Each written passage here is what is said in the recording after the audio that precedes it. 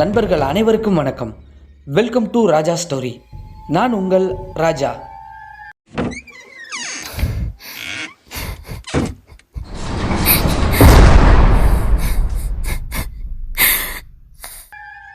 நமது ராஜா ஸ்டோரியில் இன்னைக்கு 205வது எபிசோடாக எங்கே நடந்த ஒரு சம்பவத்தை பற்றி பார்க்க போகிறோம் அப்படின்னு சொல்லி பார்த்தோம்னா, திருப்பூரில் ஒரு பர்டிகுலர் ஏரியாவில் அமைந்திருக்கக்கூடிய ஒரு தனியார் மில்லில் ஒரு 25 வயசு மதிக்கத்தக்க கருப்பசாமி அப்படின்னு சொல்லக்கூடிய நபர் தங்கியிருந்து வேலை பார்த்து வராருங்க.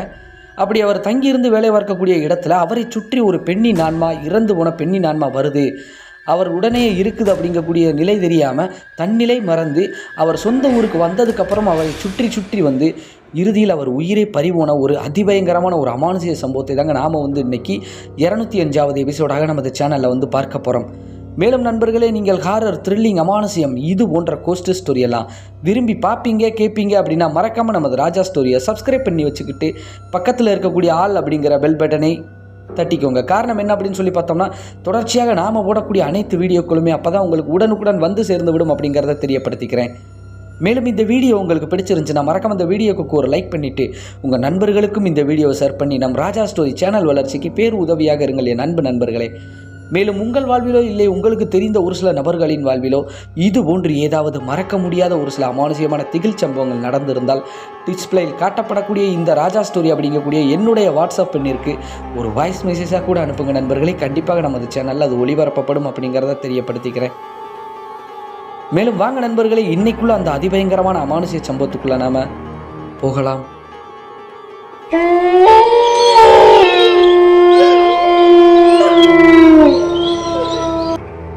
நாம் ஏற்கனவே குறிப்பிட்டு சொன்னது போல இந்த அதிபயங்கரமான அமானுஷிய சம்பவமானது திருப்பூரில் ஒரு பர்டிகுலர் ஏரியாவில் அமைந்திருக்கக்கூடிய ஒரு தனியார் மில்லில் 25 வயசு மதிக்கத்தக்க கருப்பசாமி அப்படின்னு சொல்லக்கூடிய வாலிபர் வேலை பார்த்து வரார். தன்னுடன் ஒரு ஆன்மா இருக்கிறதே தெரியாமல் அந்த ஆன்மாவோட பழகி அதற்கப்புறம் அவருக்கு ஏற்பட்ட ஒரு அதிபயங்கர அமானுஷிய சம்பவம் தாங்க இது. அப்படி என்ன நடந்தது, யார் இந்த கருப்பசாமி அப்படின்னு சொல்லி பார்த்தோம்னா, கருப்பசாமி அவருக்கு சொந்த ஊர் சுரண்டை அருகே இருக்கக்கூடிய விகே புதூர் அப்படின்னு சொல்லக்கூடிய அந்த கிராமம் தாங்க. அவர் சின்ன வயசுலேயே தன் நண்பர்கள் மூலியமாக அந்த திருப்பூரில் இருக்கக்கூடிய அந்த தனியார் மில்லுக்கு வேலைக்கு போயிருக்கிறார். நல்ல வேலை பார்த்த காரணத்தினால அவர் தலைமையில் ஒரு 4 நபர்களை தன் சொந்த கிராமத்தில் இருந்து கூட்டிட்டு போய் அவங்க தம்பிமார்கள் ஒரு 4 பேர்களை அழைத்து கொண்டு சரி நம்ம கீழே வேலைக்கு வச்சுக்கலாம் அப்படின்னு சொல்லி அந்த திருப்பூருக்கு வேலைக்கு கூட்டு போயிருக்கிறாங்க. நல்ல முறையில் தான் வேலை போய்கிட்டு இருக்குதுங்க. அவங்களுக்கு தங்குவதற்கு வீடு எப்படி ஏற்பாடு பண்ணி கொடுத்துருக்காங்க அந்த தனியார் மில் நிர்வாகம் அப்படின்னு சொல்லி பார்த்தோம்னா, அவங்களுக்கு ஒரு 1/2 கிலோமீட்டர் 3/4 கிலோமீட்டர் தொலைவில் இருக்கக்கூடிய ஒரு தோப்புக்குள்ளே வரிசையாக லைன் வீடுகள் ஒரு 10 ஓட்டு வீடுகள் வரைக்கும் இருக்குதுங்க. அதில் ஒரு வீடை நம்ம கருப்பசாமி அந்த கேங்குக்கு கொடுத்துருக்குறாங்க. ஆல்ரெடி அங்கே ஒரு சில குடும்பங்களும் வட இந்திய தொழிலாளர்கள் தங்கி இருக்கிறாங்கங்க. அவங்களில் ஒரு நபர் நம்ம கருப்பசாமிக்கு நல்ல பழக்கம். அந்த நபர் பக்கத்து மில்லில் வேலை பார்க்கக்கூடிய ஒரு வட இந்திய பெண்மணியை காதலிக்கிறாங்க. அந்த காதலுக்கு துணையாக நம்ம கருப்பசாமி இருந்து திருமணமும் பண்ணி வச்சிருக்கிறாருங்க. அவர் தலைமையில் எந்த ஒரு பிரச்சனை வந்தாலும் பார்த்துக்கிறேன், ஒன்றும் பிரச்சனை இல்லைப்பா அப்படின்னு சொல்லிட்டு அந்த வட இந்திய தொழிலாளர்களுக்கு திருமணம் பண்ணி வச்சு அவங்களும் அந்த லைனில் இருக்கக்கூடிய ஒரு வீட்டில் தான் தங்கி இருக்கிறாங்க. கிட்டத்தட்ட ஒரு 3 மாத காலம் நல்ல மகிழ்ச்சியாக போன இடத்துல ஒரு அதிபயங்கர சம்பவம் நடந்திருக்குதுங்க. அதற்கு முன்னாடி குறிப்பிடப்பட வேண்டிய விஷயம் என்னன்னா, அந்த பெண்மணிக்கு கல்யாணம் பண்ணி வச்ச காரணத்தினால அவங்களும் அண்ணான்னு சொல்லி நம்ம கருப்பசாமி மேலே நல்ல அன்போடு தான் இருந்திருக்கிறாங்க. பெரும்பாலும் டே ஷிஃப்ட் தான் கருப்பசாமி போவது வழக்கம். 6 to 6 காலையில் 6 to மாலை 6 மணி வரைக்கும் டே ஷிஃப்ட் தான் அவங்க கேங் அங்கே உள்ள மில்லுக்குள்ளே வேலை பார்ப்பது வழக்கம். அந்த டயத்தில் ஒரு 5 மணிக்கிட்ட அந்த பெண்மணி தான் கருப்பசாமி அண்ணா எந்திரிங்கண்ணா அப்படின்னு சொல்லி கதவை தட்டி எழுப்பி விடுறது வழக்கம். அப்படி எழுப்பி விட்டு அவங்க வேலையை அவங்க பார்க்க போயிடுவாங்க. கருப்பசாமி அவங்க கேங் குளிச்சு போட்டு அப்படியே மில்லுக்கு வேலைக்கும் போயிடுவாங்க. இந்த வட இந்திய தொழிலாளர்கள் 2 பேருமே சின்ன வயசுலேயே அவங்களும் ஒவ்வொரு மில்லில் வேலை பார்க்கக்கூடிய காரணத்தினால அவங்களும் தமிழ் நல்ல முறையில் பேசுவாங்களாங்க. அதனால் இவங்களுக்கு மொழி பிரச்சனை எதுவுமே இல்லை. நல்ல முறையில் சந்தோஷமாக போய்கிட்டு இருந்த இடத்துல கருப்பசாமி அவங்க கேங் அங்கே தான் இருக்காங்க. கருப்பசாமி மட்டும் ஊருக்கு ஒரு வேலையாக சுரண்டை அருகே இருக்கக்கூடிய அந்த விகே புதூருக்கு வந்திருக்கிறாங்க. அப்படி வந்த இடத்துல ஒரு துயரமான ஒரு செய்தி ஒன்று வருது. என்ன அப்படின்னு சொல்லி பார்த்தோன்னா, அந்த வட இந்திய பெண்மணி தூக்கிட்டு தற்கொலை செய்து கொண்டாங்க அப்படின்னு சொல்லிட்டு. காரணம் என்ன அப்படின்னு சொல்லி பார்த்தோம்னா, அந்த கல்யாணம் முடிஞ்சு ஒரு 3-4 மாத காலம் நல்ல முறையில் தான் அவங்களுக்கு லைஃப் போய்கிட்டு இருந்திருக்குது. அந்த வட இந்திய தொழிலாளர் கொஞ்சம் தண்ணி அடிக்கக்கூடிய நபராக இருந்து வராருங்க. அந்த காலகட்டங்களில் ஒரு சின்ன சின்ன பிரச்சனை வந்தாலுமே வந்து நம்ம கருப்பசாமி தான் வந்து கொஞ்சம் அதை தலையிட்டு அந்த பிரச்சனையை வந்து சுமூகமாக முடிச்சு கொடுப்பது வழக்கம். இப்படி இருந்துக்கிட்டு இருக்கக்கூடிய வேளையில் தான் எப்படி வந்து இந்த பெண்மணி வந்து ஒரு கோழைத்தனமாக ஒரு முடிவெடுத்து தற்கொலை செய்து இறந்து கொண்டாங்க அப்படிங்கக்கூடிய செய்தி வருதுங்க. திடீர்னு அவரால் வந்து அங்கே திருப்பூருக்கும் போக முடியலை. அவர் வந்த வேலையை முடிச்சுட்டு ஒரு 4 நாள் கழித்து போய் அந்த பெண்மணியை நினச்சி ரொம்ப வருத்தப்படுறாரு. அந்த பையனுக்கும் அது ஒரு சின்ன ஒரு வழக்காக மாறி அது ஒரு ப்ரொசீஜராக போய்கிட்டு இருந்திருக்கு அந்த காலகட்டங்களில். அப்படி இருந்துக்கிட்டு இருக்கக்கூடிய வேலையில் தான் வந்து அந்த பெண்மணியை வந்து அப்பைக்கப்போ நினச்சி பார்ப்பாராம். சரி, இப்படி ஒரு வாழ்க்கையை நம்ம வந்து அந்த பெண்ணுக்கு உருவாக்கி கொடுத்து இப்படி பண்ணிட்டோமேன்னு சொல்லி கொஞ்சம் வேதனைப்பட்டு இருந்துக்கிட்டே இருந்திருக்காங்க. அப்படியே கொஞ்ச நாட்கள் வந்து நல்ல முறையில் போயிருக்குதுங்க. ஒரு மாத காலம் வரைக்கும் கொஞ்சம் நல்ல முறையில் தான் போயிருக்குது. அந்த 1 மாத காலம் கழித்து வந்து திடீரென்று யாரும் வந்து அவங்க தங்கி இருக்கக்கூடிய அந்த அறையின் கதவை வந்து தட்டி எழுப்பி விடுவது போல வந்து கருப்பசாமிக்கு தோணியிருக்கு. திடுக்கிட்டு எழுந்து அப்படி பார்க்கும்போது இது கனவா நனவா அப்படின்னு சொல்லிட்டு அவருக்கு ஒரு யோசனை. காரணம் என்ன அப்படின்னு சொல்லி பார்த்தோம்னா, அந்த 5 மணிக்கு வந்து கதவை தட்டின மாதிரி வந்து இருக்கும்போது கதவை திறந்து பார்க்கும்போது வெளியில் யாருமே இல்லை. ஒருவேளை அந்த பெண்மணியை நம்ம நினச்சிக்கிட்டு நைட்டு படுத்த ஒரு காரணத்தினால வந்து நம்ம வீட்டு கதவை வந்து தட்டி எழுப்புவது போல இருக்குமோ அப்படின்னு சொல்லிட்டு இவர் மனசுக்குள்ளே நினச்சிருக்கிறாருங்க. அதற்கப்புறம் வந்து இதை வந்து எதையுமே கண்டுக்கிடாமல் அவங்க வாட்டுக்கு வேலையை பார்க்க ஆரம்பிச்சிட்டாங்க. அன்று பொழுது எந்த ஒரு பிரச்சனையும் இல்லாமல் நல்ல முறைக்கு போயிருச்சுங்க. அதற்கப்புறம் மறுநாளும் வந்து இது போல தான் வந்து ஒரு அதிகாலை நேரத்துக்கு வந்து கதவை தட்டி எழுப்பி விடுவது போல இருந்திருக்கு. இவர் எழுந்து வந்து பார்க்கும்போது அங்கே யாருமே கிடையாது. இப்போ இவருக்கு வந்து ஒரு யோசனை ஆயிடுச்சு. என்ன அப்படின்னு சொல்லி பார்த்தோம் அப்படின்னா, இது நம்ம கற்பனையாக என்ன ஏதுன்னு சொல்லிட்டு கூட இருக்கக்கூடிய நபர்கள்ட்ட வந்து காலையில் யாரோ கதவு தட்டுறாங்கடா அப்படின்னு சொல்லி கூட இருக்கக்கூடிய அந்த தம்பிமார்கள்ட்ட சொல்லும்போது அவங்க என்னென்ன எங்களுக்கெல்லாம் ஒன்றும் சத்தம் கேட்கல அப்படிங்கிற மாதிரி வந்து அவங்க சொல்லியிருக்காங்க. ஒருவேளை இது நம்ம இல்யூஷனாக இருக்கும், நம்ம மனசுக்குள்ளே நினச்சிக்கிட்டு இருக்கனால இருக்குமோ, சரி ஒன்றும் பிரச்சனை இல்லை பார்த்துக்கலாம், நமக்கு தான் எந்த ஒரு பிரச்சனையும் இல்லைல்ல அப்படின்னு சொல்லிட்டு அதை கொஞ்சம் அசால்ட்டாக விட்டுறாங்க. அப்படியே வந்து ஒரு 2 மாத காலம் போது சின்ன சின்ன பிரச்சனைகள் வந்து இவருக்கு அப்பைக்கப்போ வர ஆரம்பிக்குது அப்படின்னு சொல்லி பார்த்தோம்னா, இது போல தாங்க வந்து கதவை தட்டுற மாதிரியோ அவங்களுக்கு தூங்கிக்கிட்டு இருக்கும்போது வந்து அந்த பெண்மணி பேசுவது போல இது போல வந்து அடிக்கடி வந்து தோணி இருக்குது. அதற்கப்புறம் என்ன நடந்துருச்சு அப்படின்னு சொல்லி பார்த்தோம்னா, ஊரில் வந்து கருப்பசாமிக்கு வந்து ஒரு வரன் பார்த்துக்கிட்டு இருக்காங்க கூடிய செய்தி வருது. அந்த ஒரு காரணத்தினால கருப்பசாமி வந்து தன் சொந்த கிராமத்திற்கு வந்து அந்த விகே புதூருக்கு வந்து போகிறாருங்க. ஒரு பத்திரிக்கை அடிக்கக்கூடிய சூழ்நிலை வந்திருக்கக்கூடிய காரணத்தினால ஒரு மாத காலம் வந்து அங்கே இருந்து எல்லாம் கல்யாணத்தை முடிச்சுட்டு அடுத்து பார்த்துக்கலாம் அப்படிங்கிற மாதிரி வந்து நான் அந்த நண்பர்கள் 4 பேரை வந்து அங்கேயே விட்டுட்டு இவர் மட்டும் இங்கே வந்திருக்கிறாருங்க. அப்படி வந்த இடத்துல வந்து அங்கே இவருக்கு நிச்சயம் பண்ண ஒரு பெண்மணி வந்து இன்னொரு பையனை காதலிச்சு ஒரு காரணத்தினால பத்திரிக்கையில் அடித்ததுக்கப்புறம் வந்து அந்த பெண்மணி வந்து இவர்கிட்ட சொல்லாமல் கொள்ளாமல் வீட்டுக்கே தெரியாமல் அந்த பெண்மணி வந்து ஓடி போயிட்டாங்க. இது வந்து கருப்பசாமிக்கு ரொம்ப மன உளைச்சலை கொடுத்து அங்கேயே வந்து ஒரு வார காலம் வந்து இருந்திருக்கிறார். ரொம்ப கஷ்டப்பட்டு இருந்திருக்கிறாரு. அதற்கப்புறம் வந்து என்னால் வந்து இதை மறக்க முடியலை அப்படின்னு சொல்லிட்டு ரொம்ப மனம் நொந்து போய் நான் வந்து மறுபடி திருப்பூருக்கே போனேன், அங்கே போனால் தான் எனக்கு கொஞ்சம் நிம்மதியாக இருக்கும் அப்படிங்கிற மாதிரி வந்து திருப்பூருக்கு வந்து ஒரு மறுபடி வந்து ரிட்டன் கிளம்பி வராருங்க. அப்படி வந்திருக்கக்கூடிய நபர் வந்து அடிக்கடி வந்து மனம் நொந்து இப்படி ஆகிப்போச்சே, கேவலமாகிப்போச்சே அப்படின்னு சொல்லிட்டு இவர் வந்து கொஞ்சம் கொஞ்சமாக தண்ணி அடிக்கவும் ஆரம்பிச்சிட்டாருங்க. அப்படி தண்ணி அடிக்க ஆரம்பித்தவர் வந்து அடிக்கடி வந்து அவர் வாட்டுக்கு வந்து தனிமையில் போய் அடிக்கிறதா வழக்கம். பெரும்பாலும் வந்து இவர் வந்து யாரையும் கூட்டு சேர்க்கவும் மாட்டார். இவர் வந்து தண்ணி அடிக்கக்கூடிய நபரே கிடையாது. இந்த சம்பவம் நடந்ததுக்கப்புறம் தான் தண்ணி அடிக்க ஆரம்பிக்கிறாரு. அப்படி அடிக்கும் போதெல்லாம் அந்த தோப்புக்குள்ளே போய் உட்காந்து அவர் வாட்டுக்கு அடிப்பது, கொஞ்சம் நேரம் வந்து அவர் வாட்டுக்கு அங்கே உட்காந்து புலம்பி வருவது, இப்படி வாடிக்கையாக இருந்து வருது. அவங்க தம்பிமார்களும் வந்து கொஞ்சம் கொஞ்சம் வாட்ச் பண்ணுறாங்க. அண்ணன் என்ன இப்படி வந்துட்டார், ஏதோ ஒன்று நடக்கக்கூடாத விஷயம் நடந்துருச்சு, அந்த ஒரு காரணத்தினால இவர் இப்படி இருக்கிறார் போல அப்படின்னு சொல்லிட்டு கொஞ்சம் அசால்ட்டாக விட்டுட்டாங்க. ஒரு நள்ளிரவு நேரத்துக்கு வந்து தண்ணியெல்லாம் அடிச்சுட்டு வந்து பக்கத்தில் படுத்து தூங்கிட்டு இருக்கிறாரு. சிவா அப்படின்னு சொல்லக்கூடிய ஒரு பையன் மற்றும் அவங்க தம்பி வந்து என்ன பண்ணியிருக்கிறாருன்னா, பக்கத்தில் தூங்கிட்டு இருக்க அண்ணனுக்கு பக்கத்தில் அவரும் தூங்கிட்டு இருக்கிறாருங்க. திடீர்னு எழுந்திரிச்சு ஒன்றுக்கு போகலாம்னு சொல்லி சிவா பார்க்கும்போது அங்கே வந்து அண்ணனை காணும். என்னடா இந்நேரத்துக்கு பக்கத்தில் தானே தூங்கிட்டு இருந்தார், அண்ணனை காணுமே அப்படின்னு சொல்லிட்டு எழுந்து அப்படி பார்க்கும்போது தூரத்தில் வந்து கொஞ்சம் டீப் லைட் வெளிச்சம் வந்து கொஞ்சம் வரிசையாக, ஏன்னா 10 வீடு இருக்குதுலேயே அங்கங்கே ஒரு சில டீப் லைட் வெளிச்சம் இருக்குது. அதில் வந்து ஒரு பர்டிகுலர் ஏரியாவில் வந்து கொஞ்சம் வெளிச்சம் இருக்குது. ஒரு தோப்புக்குள்ளே, அதாவது அந்த தென்னை மரத்தை கீழே உட்காந்து வந்து இவர் யார்கிட்டையும் பேசிக்கிட்டு இருப்பது போல இருக்குது. இந்நேரத்துக்கு ஏன் புலம்பிட்டு இருக்காரு, இப்படியே இவர் போனால் வாழ்க்கை என்ன ஆகுறது, சரி அண்ணனை சமாதானப்படுத்தி கூட்டு வரலான்னு சொல்லிட்டு இவர் அண்ணனை பேரை சொல்லி கருப்பசாமி என்னன்னு சொல்லி பேரை சொல்லிக்கிட்டே கூட்டு போகிறாருங்க. ஆனால் அங்கே இருந்து எந்த ஒரு ரிப்ளையும் ரெஸ்பான்ஸும் பண்ணாமல் கருப்பசாமி அவர் வாட்டுக்கு பேசிக்கிட்டே இருக்கிறாரு. ஒரு கட்டத்தில் வந்து இவர் ஸ்டன்னா என்ன அண்ணே அப்படின்னு சொல்லி கூப்பிடும்போது சடனாக வந்து ஒரு முகம் வந்து அப்படியே அப்பையர் ஆகி ஒரு நொடி 2-3 நொடியில் வந்து அப்படியே டிஸப்பியர் மாதிரி இருந்திருக்குதுங்க. அது வேறு யாரும் கிடையாதுங்க, அந்த இறந்து போன அந்த வட இந்திய ஹிந்திக்கார பெண்ணின் முகம் வந்து இருக்குது.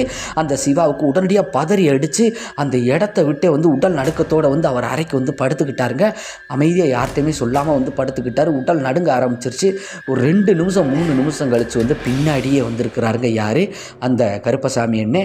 அவர் வாட்டு கதவை பூட்டிட்டு ஒன்றும் தெரியாத மாதிரி வந்து பக்கத்தில் வந்து படுக்கிறாரு. அப்படி பக்கத்தில் வந்து படுக்கும்போது நல்ல ஒரு பெர்பியூம் ஸ்மெல்லு, அதாவது செண்டு வாசனை வந்து பயங்கரமாக வந்திருக்குது. அது என்ன அப்படின்னு சொல்லி பார்த்தோம்னா அந்த பெண்மணி யூஸ் பண்ணக்கூடிய அந்த ஸ்ப்ரே ஸ்மெல்லு தான் வந்து பயங்கரமாக இருந்திருக்குது. உடல் நடுக்கத்தோடு வந்து அப்படியே படுத்திருக்கிறாரு சிவா. கருப்பசாமி என்னை வந்து ஒரு வார்த்தையை வந்து கேட்குறாரு, என்னப்பா நடுங்கிக்கிட்டு இருக்க என்ன அப்படின்னு சொல்லி கேட்கும்போது, ஒன்றும் இல்லைண்ணே அப்படிங்கும்போது, என்ன அங்கே வந்தியா அப்படின்னு சொல்லி கேட்கும்போது, இல்லைண்ணே நான் அங்கே வரல, யூரின் பாஸ் பண்ணலான்ட்டு வந்தேன், ஒன்றுக்கு இருந்து பாட்டுக்கு வந்து படுத்துட்டோன்னே அப்படிங்கும்போது வந்து சரி தூங்கு அப்படிங்கிற மாதிரி சொல்லிட்டாராங்க. அதற்கப்புறம் வந்து சிவாவும் வந்து அவர் பாட்டுக்கு பதறிக்கிட்டே வந்து படுத்துட்டார். எப்படி தூங்கினாருன்னு தெரியல, மெய் மறந்து அசந்து தூங்கிட்டார்.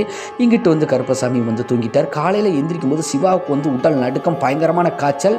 அப்போ வந்து கூட இருக்கக்கூடிய 3 நபர்கள் வந்து என்னப்பா இப்படி பயங்கரமாக காய்ச்சல் அடிக்கும்போது சொல்லவே பயப்படுறாருங்க, எதுவுமே பேசலை. ஏன்னா பக்கத்தில் வந்து கருப்பசாமி என்ன இருக்கிறாரு, எதுவும் சொன்னால் எதுவும் நடக்கும், ஒன்று ஆயிருதோ அப்படின்னு சொல்லிட்டு பதறிக்கிட்டே இருக்கிறாரு.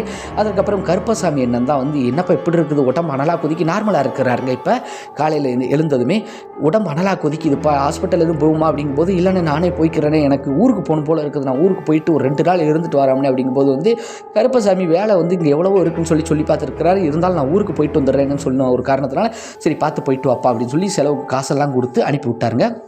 அதுக்கப்புறம் இவங்க 4 பேருமே வந்து மில்லுக்குள்ளே கருப்பசாமி உட்பட வேலைக்கு போயிட்டாங்க. இவர் அவர் வாட்டு கிளம்பி சிவா ஊருக்கு வந்துட்டார். சிவா ஊருக்கு வந்த உடனே வந்து அங்கே வந்து என்ன ஒரு சம்பவம் நடக்குது அப்படின்னு சொல்லி பார்த்தோம்னா, ஊருக்கு வந்து ஒரு நாள் வந்து ரெஸ்ட் இருந்துட்டு பக்கத்து ஊர் தான் வந்து நம்ம கருப்பசாமி, ஏன்னா கருப்பசாமி இவருக்கெல்லாம் ஒரே ஊர் தானே, பக்கத்தூரில் வந்து கருப்பசாமியின் மச்சான் வந்து இருக்கிறாருங்க, விக்னேஷ்குமார் அப்படின்னு சொல்லி ஒரு நபர் இருக்கிறாருங்க.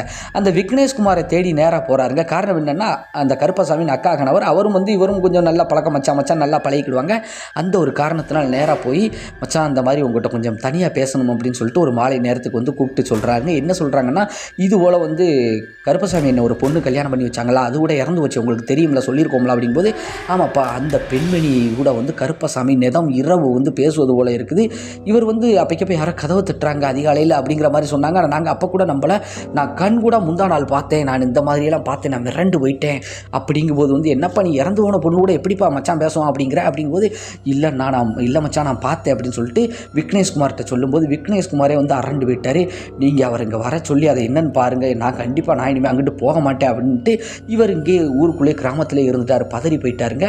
அதற்கப்புறம் வந்து எப்படியோ வந்து கால் பண்ணி யாருக்கு நம்ம கருப்பசாமிக்கு வந்து அவங்க மச்சான் விக்னேஷ்குமார் வந்து கால் பண்ணி ஊருக்கு வாமாப்பில் அப்படின்னு சொல்லிட்டு மறுநாளை கூப்பிட்றாங்க. இல்லை எனக்கு வேலை நெருக்கடியாக இருக்குது, வர முடியாது அப்படின்னு சொன்ன ஒரு காரணத்தினால, ஏன்னா வர முடியாதுன்னு எனக்கு இங்கே தான் செட் ஆகுது, அங்கிட்டலாம் வர முடியாதுங்கிற மாதிரி இவர் சொல்லியிருக்கிறாரு.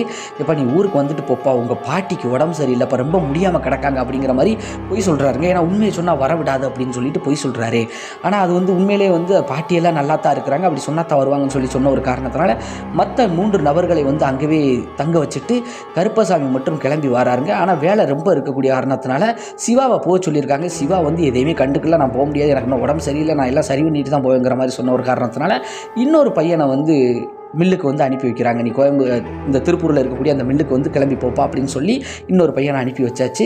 அனுப்பி வச்சுட்டு கருப்பசாமி வீட்டில் தான் இருக்கிறாரு. அப்போ வந்து மச்சானை கூப்பிட்டு திட்டுறாரு, பாட்டி நல்லா இருக்குது, நீங்கள் என்ன இப்படி இருக்கீங்க அப்படிங்கும்போது, என்னப்பா நீ ரொம்ப தண்ணி அடிக்கன்னு கேள்விப்பட்டேன், உடம்பெல்லாம் ரொம்ப மெலிஞ்சு போன மாதிரி இருக்கியப்பா, இப்போ ஒரு மாதம் 1.5 மாத காலமாக வந்து நீ இப்படி இருக்கன்னு சொல்லி நான் கேள்விப்பட்டேன், இப்படியே இருந்தால் லைஃப் என்னாகிறது, உனக்கு ஒரு பொண்ணு பார்க்க போகிறோம், அதுக்கு தான்ப்பா, அதுக்கு முன்னாடி உனக்கு ஒரு ஜாதகம் பார்க்கலாம் அப்படின்னு சொல்லிட்டு விக்னேஷ்குமார் வந்து உண்மையை சொல்லாமல் மாற்றி சொல்கிறாரு. என்ன மச்சான் நீங்கள் வேலை எவ்வளோ கிடக்குது, இப்படி இப்போ இழுத்து போட்டு நம்பாட்டுக்கு போட்டு வந்துட்டானே அப்படிங்கும்போது, பாப்பா பக்கத்து கிராமத்தில் வந்து ஜாதகம் பார்க்கக்கூடிய ஒரு நபர் இருக்கிறாரு, அங்கே போய் ஜாதகம் பார்க்கலாம்னு சொல்லிட்டு கருப்பசாமியின் ஜாதகத்தை எடுத்துக்கிட்டு நேராக அந்த ஜோதிடர் மாதிரி இருக்கக்கூடிய அந்த நபரை பார்க்க போகிறாங்க. அவங்களுக்கும் வந்து வயசு இவங்க ஏஜ் தாங்க, சின்ன வயசுலேயே நல்ல முறையில் மாந்திரிகமெல்லாம் படித்து கொஞ்சம் மாந்திரிக வேலைகளும் பார்க்கக்கூடிய ஒரு நபராக இருந்து வர்றாரு. ஜோதிடமும் பார்ப்பாருங்க.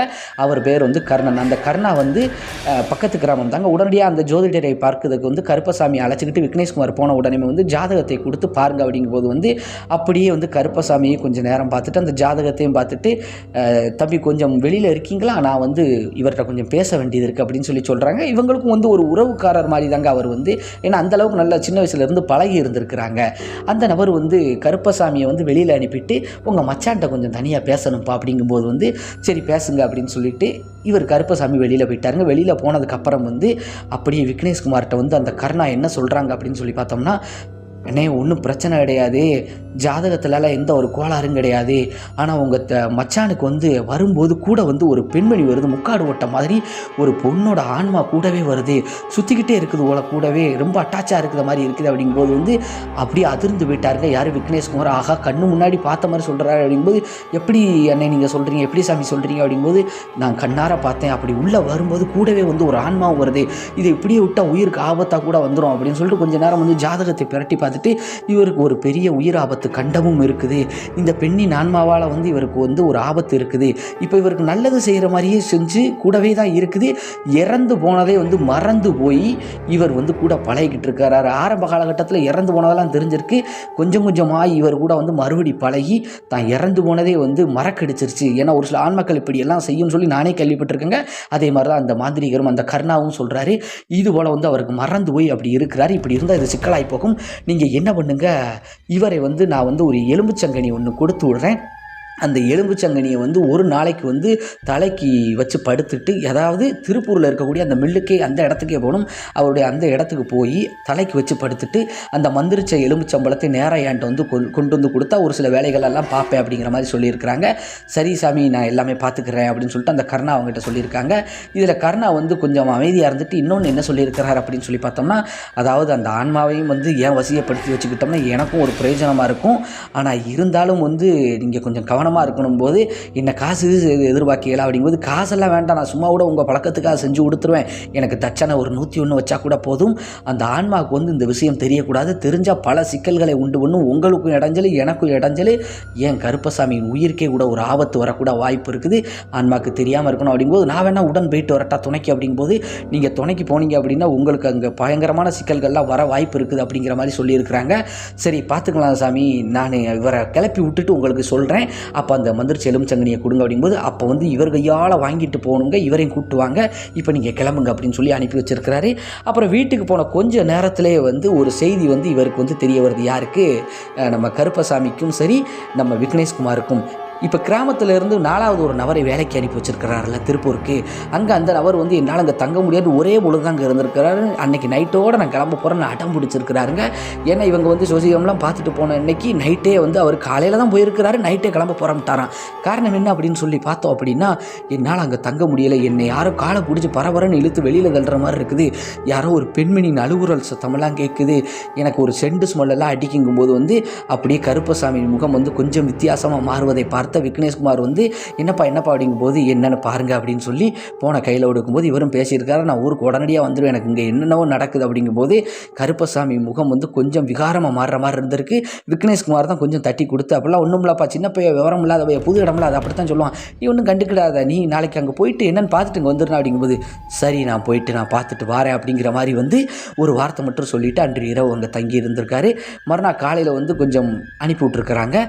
விக்னேஷ்குமார் வந்து இவரை கூப்பிட்டு மறுபடி இந்த ஜோதிடரை மாந்திரிகரை பார்க்க, கர்ணாவை பார்க்க வந்து, கர்ணா மந்திரிச்சு அந்த எலும்புச்சங்கனியை வந்து கையில் கொடுத்து கொஞ்சம் பார்த்து நல்ல முறைக்கு போயிட்டு வாங்க அப்படிங்கும்போது, இப்போ வந்து கருப்பசாமி ஒரு கேள்வி வந்து கேட்குறாரு, ஏதாவது கழிப்பு கழிக்கணும்னா எங்கே வச்சோ ஒரு ஆற்று மேட்டில் வந்து கழிப்பாங்கன்னு கண்டோம், நீங்கள் என்ன எலும்புச்சங்கனியை கோயம்புத்தூர் திருப்பூர் வரை கொண்டு போய் சொல்கிறீங்களே அப்படிங்கும்போது வந்து, இல்லை நீங்கள் திருப்பூர் வரைக்கும் கொண்டு போயிட்டு அதற்கப்புறம் வந்து நீங்கள் வாங்க, அப்போ தான் வந்து உங்களுக்கு சரியாக வரும், உங்களுக்கு வந்து ஒரு சின்ன சின்ன கண்டங்களை சரி பண்ணுறதுக்கு தான் அப்படின்னு சொல்லி என்னென்னவோ சொல்லி சமாதானப்படுத்தி அனுப்பி வச்சாச்சு.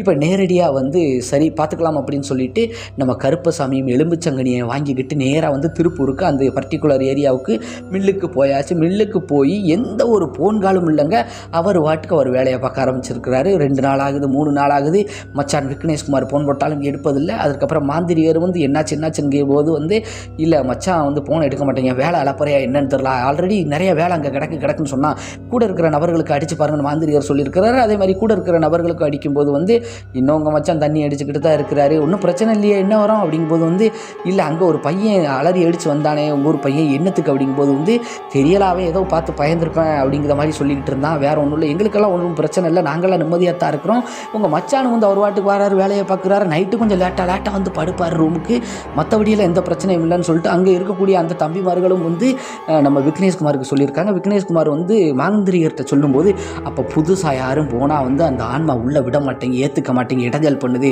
இப்போ கண்டிப்பாக அந்த ஆன்மாவுக்கு ஒரு வேளை வந்து உங்கள் மச்சானை பற்றி தெரிஞ்சிருக்குமோ, எதுக்காக நம்ம அனுப்பிவிட்டோம்னு தெரிஞ்சிருக்குமோ, உங்கள் மச்சான் மனசை மாற்றிருக்குமோ அப்படிங்கும்போது ஒரு எட்டு நான் வேணா போயிட்டு வரட்டா அப்படிங்கும்போது, வேண்டாம் நீங்கள் போனீங்கன்னா உங்களுக்கு எதுவும் சிக்கலாயிரும், எப்படியாவது அவரை வர வைங்க அப்படிங்கிற மாதிரி சொல்லியிருக்காங்க. அந்த காலகட்டம் தாங்க, அதாவது அந்த 2018 அந்த காலகட்டங்களில் அந்த கொரோனா டைம் வந்துச்சு இல்லையா, அப்படி ஊரடங்கு உத்தரவு போடக்கூடிய காரணத்தினால அவரே வாண்டடங்க வர வேண்டிய சூழ்நிலையும் வந்திருக்குது. அவர் மட்டும் இல்லாமல் வந்து அங்கே நிர்வாகம், அந்த நிறுவனமே வந்து கொஞ்சம் ரன் பண்ணுவதை நிப்பாட்டி வச்ச காரணத்தினால எல்லாருமே கிளம்பிட்டாங்க. அப்படி கிளம்பும்போது அந்த கிராமத்து வாலிபர்களும் வந்துட்டாங்க. கருப்பசாமி வராரு. கருப்பசாமியை பார்க்கும்போது அரண்டு போயிட்டாருங்க விக்னேஷ்குமார். காரணம் என்னென்னா, உடம்பு அப்படி மெலிஞ்சிருச்சுங்க, ரொம்ப தோலுங்கிலுமா எலும்பு தோலுமாயிட்டாருங்க. ஓரளவுக்கு மீடியமாக இருந்த மனசு எப்படி ஆயிட்டாருன்னு சொல்லிட்டு எல்லாருமே பதறி இருக்கிறாங்க. அப்படி வந்து வீட்டுக்கு வந்து ஒரு 4-5 நாள் தான் இருந்திருக்கிறாங்க. மாந்திரிகர்கிட்ட அந்த ஜோதிடர்கிட்ட போகலாம் அப்படிங்கும்போது வந்து வர முடியாதுன்னு சொல்லிட்டு அப்படியே வைராக்கியமாக இருந்திருக்கிறாரு. இப்படி இருந்துக்கிட்டு இருக்கக்கூடிய வேலையில் வந்து அவங்களுக்கு வந்து தனியாக ஒரு புது வீடும் எடுத்திருக்கிறாங்க கருப்பசாமி அப்பா அம்மா. அந்த காலகட்டங்களில் வந்து கருப்பசாமி புது வீடு எடுக்கும்போது வந்து அந்த புது வீட்டில் தான் பெரும்பாலும் தங்குவாராங்க. கருப்பசாமி ஊருக்கு வந்தார்னா அப்படி தங்கும்போது வந்து அவருக்கு அவரே பேசிக்கிட்டு தண்ணியும் அடிப்பாராங்க. அவங்க அம்மாவுக்கெல்லாம் பார்க்கும்போது கொஞ்சம் வித்தியாசமாக தெரிஞ்சிருக்கு. மச்சானான விக்னேஷ்குமார்ட்டே வந்து சொல்லி பார்த்துருக்குறாங்க. விக்னேஷும் எவ்வளவு சொல்லி பார்த்தாலும் வந்து தண்ணி அடிக்கிறத நுப்பாட்டலை.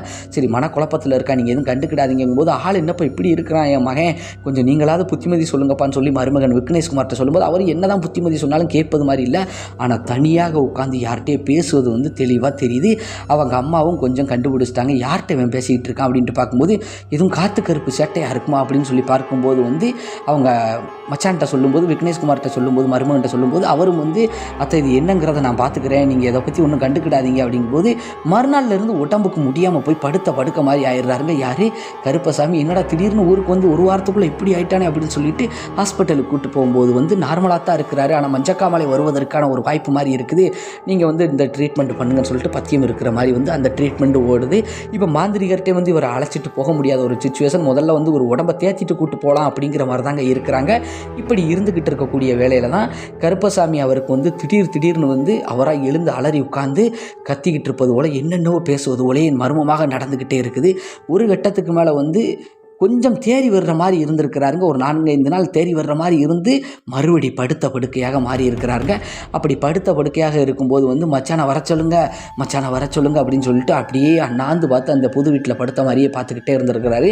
மச்சானுக்கும் கால் பண்ணி வந்து சொல்லியிருக்கிறாங்க, அதாவது விக்னேஷ்குமாரை வர சொல்லியிருக்கிறாங்க கருப்பசாமியின் அப்பா அம்மா. உடனடியாக வந்து அவரும் கிளம்பி வரலான்ட்டு வரும்போது ஒரு விஷயத்தை நோட் பண்ணுறாரு. என்ன அப்படின்னு சொல்லி பார்த்தோம் அப்படின்னா, இவர் வர்றதுக்குள்ளே வந்து கருப்பசாமி வந்து இறந்து போயிட்டாருங்க. அப்படியே முழிச்சு பார்த்த மாதிரி வந்து மனம் நொந்து போன விக்னேஷ்குமார் வந்து இப்படி ஆகிப்போச்சு அப்படின்னு சொல்லிட்டு ரொம்ப கஷ்டப்பட்டு அதற்கப்புறம் இறுதிச் சடங்கு எல்லாமே வந்து கருப்பசாமி அவங்களுக்கு வந்து செஞ்சுருக்கிறாங்க. செஞ்சுட்டு அந்த மாந்திரிகருக்கும் வந்து தகவல் தெரிஞ்சிருக்குதுங்க. மாந்திரிகரும் வருத்தப்பட்டிருக்கிறார். இப்போ விக்னேஷ்குமார் வந்து தப்பு பண்ணிட்டோமோன்னு சொல்லி மனசுக்குள்ள ஒரு எண்ணம். ஏன்னா இதை வந்து வேறு மாதிரி வந்து நம்ம கழிச்சிருக்கலாமோ, ஏன்னா பக்கத்தில் இன்னொரு மாந்திரிகர் இருக்கிறாருன்னு கேள்விப்பட்டிருக்காங்க. இருந்தாலும் கொஞ்சம் வயசு பழகின ஒரு நபராக இருக்கிறாரு, அவர்கிட்ட போனால் சரி பண்ணலாம் கர்நாட்டா அப்படின்னு சொல்லி தான் கர்நாட்டா போகலான்னு நினைத்த இடத்துல அவர் வந்து அவருக்கு ஒரு சுச்சுவேஷனுக்கு ஏற்ற மாதிரி அந்த ஆன்மாவை வசப்படுத்துவதற்கு இப்படி பண்ண காரணத்தினால தான் நம்ம மாப்பிள்ளை வந்து இறந்து போயிட்டானோன்னு சொல்லிட்டு விக்னேஷ்குமாரும் வந்து ரொம்ப மனசு உடஞ்சி போய் இருந்திருக்கிறாரு. அதற்கப்புறம் ஒரு மாத காலம் நல்ல முறையில் தான் போயிருக்குது. கொஞ்சம் கொஞ்சமாக கருப்பசாமியின் இறப்பை வந்து அப்படியே மறக்க ஆரம்பிச்சிருக்கிறாங்க. ஒரு நாள் வந்து விக்னேஷ்குமாருக்கு வந்து கனவு வந்திருக்குதுங்க. அந்த கனவுல வந்து தன் மச்சான் வந்து என்ன சொன்ன மாதிரி இருந்திருக்கு அப்படின்னா, என் டைரியில் வந்து ஒரு 1000 ரூபா வச்சுருக்கேன், அதை எடுத்து பத்திரமா என் ஞாபகமாக வச்சுக்கோங்க அப்படிங்கிற மாதிரி வந்து கனவுல சொன்ன மாதிரி இருந்திருக்குங்க. உடனடியாக வந்து என்ன பண்ணியிருக்காங்கன்னா, விக்னேஷ்குமார் வந்து கருப்பசாமியின் வீட்டுக்கு வந்து தகவல் சொல்லி இவரும் விக்னேஷ்குமாரும் வந்து பார்க்கும்போது இவர் சொன்ன மாதிரி சரியாக வந்து டைரிக்குள்ளே வந்து ஒரு 1000 ரூபா இருந்திருக்குதுங்க. தேடி பார்த்துருக்குறாங்க. கணக்கு வழக்கெல்லாம் எழுதி வச்ச டைரியில் ஒரு 1000 ரூபா இருந்திருக்கு. சரி மச்சான் நினைவாக எடுத்துக்கலான்னு சொல்லி விக்னேஷ்குமார் எடுத்து வச்சிருக்கிறாரு. அப்போ இன்னொரு விஷயத்தை நோட் பண்ணுறாருங்க. அந்த வட இந்திய பெண்மணி இருக்காங்க இல்லையா, அவங்களுடைய போட்டோவும் அந்த இடத்துல இருந்திருக்கு. இதை பார்க்கும்போது இந்த பெண்மணி தாங்கிறது தெளிவாக நம்ம விக்னேஷ்குமாருக்கும் தெரிஞ்சு அப்படி என்ன பண்ணியிருக்காங்க டென்ஷனில் அப்படின்னு சொல்லி பார்த்தோம்னா அந்த போட்டோவையும் போய் எரிச்சிருக்கிறாருங்க. எரிச்சு அதற்கப்புறம் வந்து மச்சானின் நினைவாக வந்து இந்த 1000 ரூபாய் இப்போ வரைக்கும் வந்து பத்திரமா வச்சுருக்கேன். 2018 to 19 அந்த காலகட்டங்களில் வந்து இந்த அதிபயங்கரமான சம்பவம் வந்து எங்கள் மச்சானுக்கு எங்கள் குடும்பத்துக்கு நடந்தது. மேலும் இப்போ வரைக்கும் எங்கள் ஃபேமிலியில் வந்து எங்கள் மச்சானின் இறப்பை வந்து ஏற்றுக்கொள்ளவே முடியலை. என் மனசு வந்து ரொம்ப குறுகுறுக்க ஆரம்பிச்சிருச்சு. ஏன்னா அன்னைக்கு மட்டும் நாங்கள் வந்து அந்த மாதிரி செய்யாமல் வேறு ஒரு செயலில் ஈடுபட்டிருந்தா இப்போ எங்கள் மச்சான் உயிரோடு இருந்திருப்பாரோ அப்படிங்கிறக்கூடிய ஒரு நினப்பு வந்து இருந்து வருது. உங்கள்கிட்ட சொல்கிறது ஒரு ஆறுதலாக இருக்கக்கூடிய காரணத்தினால இந்த சம்பவத்தை உங்கள்கிட்ட சொல்லியிருக்கேன் நண்பா அப்படிங்கிற மாதிரி சொல்லி முடிச்சிருக்காங்க. மேலும் இந்த சம்பவம் வந்து எப்படி இருந்தது அப்படிங்கிறத வந்து மறக்காமல் வந்து கமெண்ட் செக்ஷனில் வந்து சொல்லிட்டு போங்கள் என் அருமை நண்பர்களே. மேலும் உங்கள் வாழ்விலோ இல்லை உங்களுக்கு தெரிந்த ஒரு சில நபர்களின் வாழ்விலோ இது போன்று ஏதாவது மறக்க முடியாத ஒரு அதிபயங்கர சம்பவம் நடந்திருந்தால் டிஸ்பிளேயில் காட்டப்படக்கூடிய இந்த ராஜா ஸ்டோரி அப்படிங்கக்கூடிய என்னுடைய வாட்ஸ்அப் எண்ணிற்கு ஒரு வாய்ஸ் மெசேஜாக கூட அனுப்புங்க நண்பர்களே. கண்டிப்பாக நமது சேனலில் அது ஒளிபரப்பப்படும் அப்படிங்கிறத தெரியப்படுத்திக்கிறேன். மேலும் இந்த வீடியோ உங்களுக்கு பிடிச்சிருந்துச்சுன்னா இந்த வீடியோக்கு ஒரு லைக் போட்டுட்டு உங்கள் நண்பர்களுக்கும் இந்த வீடியோ ஷேர் பண்ணி நம்ம ராஜா ஸ்டோரியை மறக்காமல் வந்து சப்ஸ்கிரைப் பண்ணி வச்சுக்கோங்க நண்பர்களே. அப்போ தான் நாம் ஓடக்கூடிய அனைத்து வீடியோக்களுமே உங்களுக்கு உடனுக்குடன் வந்து சேர்ந்து விடும் அப்படிங்கிறதையும் தெரியப்படுத்திக்கிறேன். மேலும் நண்பர்களே நன்றி வணக்கம். நாம் அடுத்து ஒரு இது போன்ற ஒரு அதிபயங்கரமான அமானுஷ்ய சம்பவத்தில் சந்திப்போம்.